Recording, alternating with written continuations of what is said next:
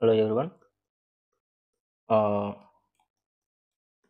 CSS గురించి ఈ వీడియోలో చూద్దాం. సిఎస్ఎస్ అనేది style tag cascading style sheets.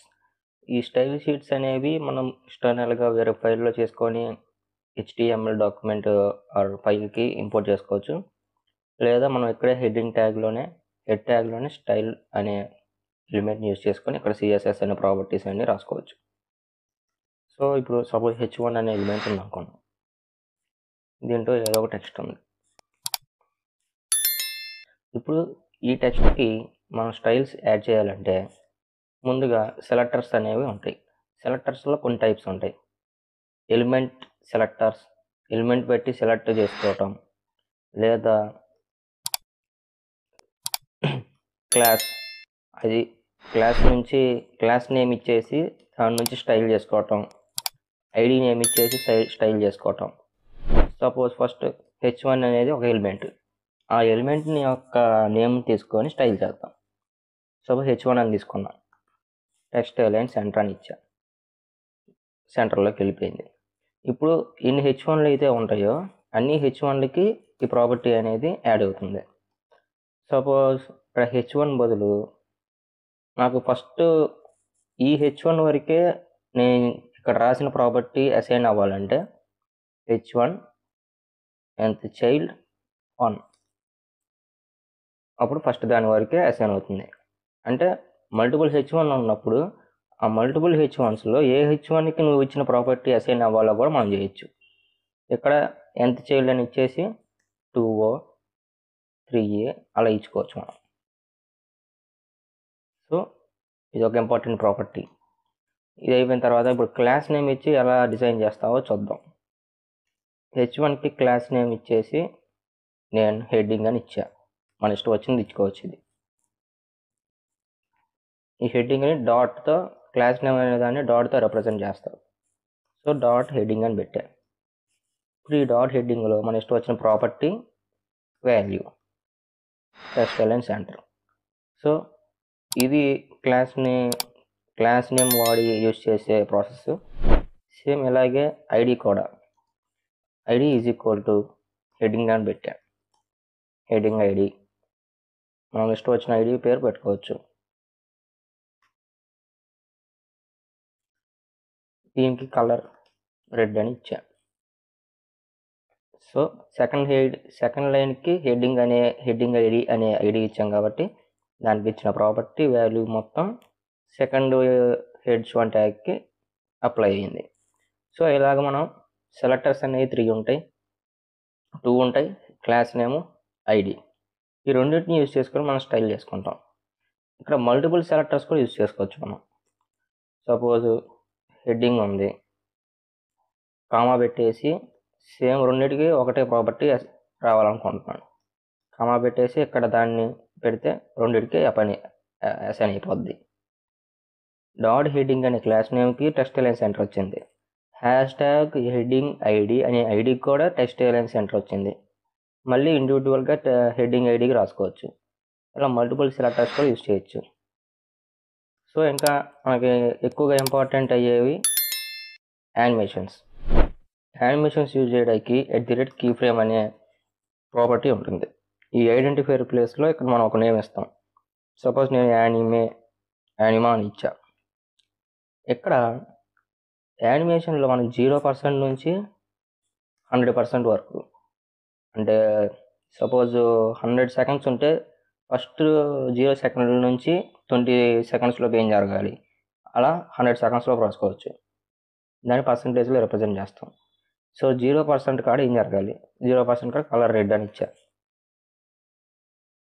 20% కాడ కలర్ బ్లూ అని ఇచ్చా.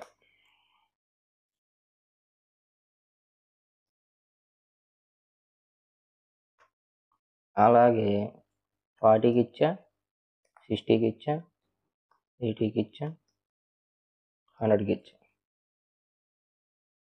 కలర్స్ చేంజ్ చేసుకున్నాం.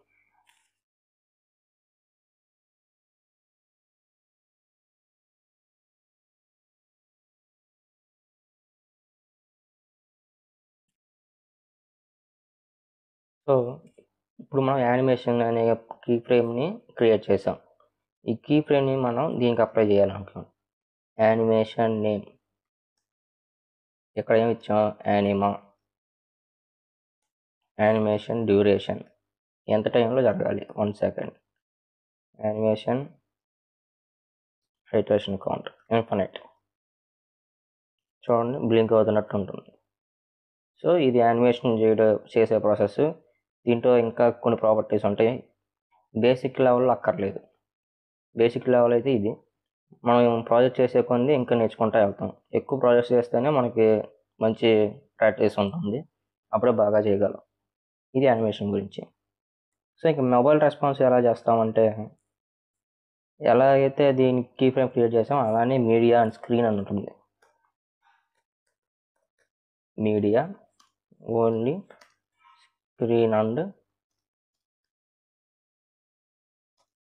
మ్యాక్స్ విత్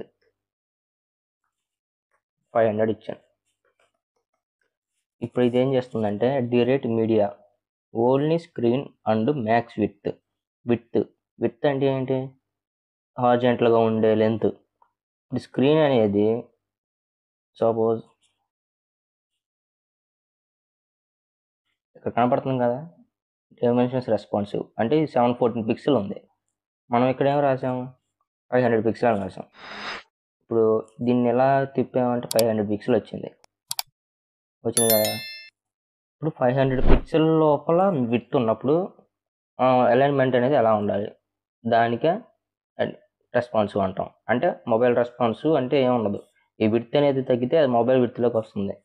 అలాగే కాకుండా మనకి మల్టిపుల్ డివైసెస్ యొక్క మోడల్స్ ఉంటాయి.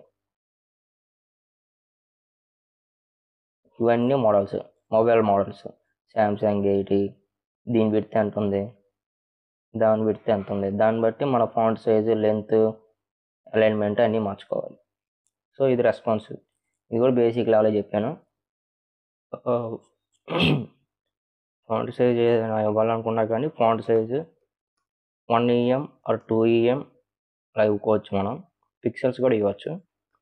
చాలా ప్రాపర్టీస్ ఉంటాయి అలా పిక్సెల్స్ కానీ REM కానీ, ఒక్కోటి ఒక్కో వాల్యూ ఒక్కో సైజులో ఇస్తుంది.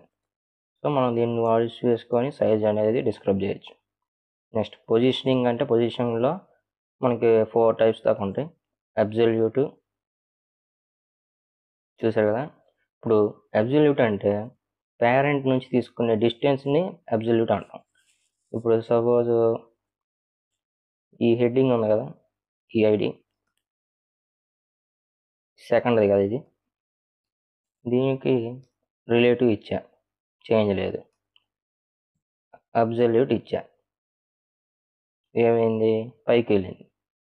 అంటే అబ్సల్యూట్ అనేది పేరెంట్ నుంచి, అంటే ఇక్కడ లైన్ ఉంది కదా, ఈ లైన్ నుంచి డిస్టెన్స్ తీసుకుంటుంది. Suppose top is equal to 10 pixel ఇచ్చాం. 10 పిక్సెల్ వస్తే పైనుంచి ఒక 10 పిక్సెల్ తీసుకుంది. 50 ఇస్తే పైనుంచి ఒక 50 తీసుకుంటుంది. అలాగే 50% ఇవ్వచ్చు, 50 EM ఇవ్వచ్చు. వాల్యూ బట్టి డిస్టెన్స్ వేరీ అవుతుంది. ఇక్కడ అబ్సల్యూట్ బదులు మనం రిలేటివ్ ఇచ్చామనుకోండి, లాస్ట్ ఎలిమెంట్ ఏదైతే ఉందో అక్కడ నుంచి తీసుకునిద్ది అనమాట, అది రిలేటివ్. నెక్స్ట్ ఫిక్స్డ్ అంటే ఏముంటుంది, ఫిక్స్డ్ పొజిషన్లో ఉంటుంది, దాన్ని ఫిక్స్డ్ అంటాం. స్టిక్కీ అని ఉంటుంది. స్టిక్కీ అంటే స్క్రోల్ చేసినా కానీ ఆ వాల్యూ అనేది అక్కడే ఉంటుంది, ఏదైతే కంటెంట్ ఉందో స్క్రోల్ చేసినా కానీ అక్కడే ఉంటుంది.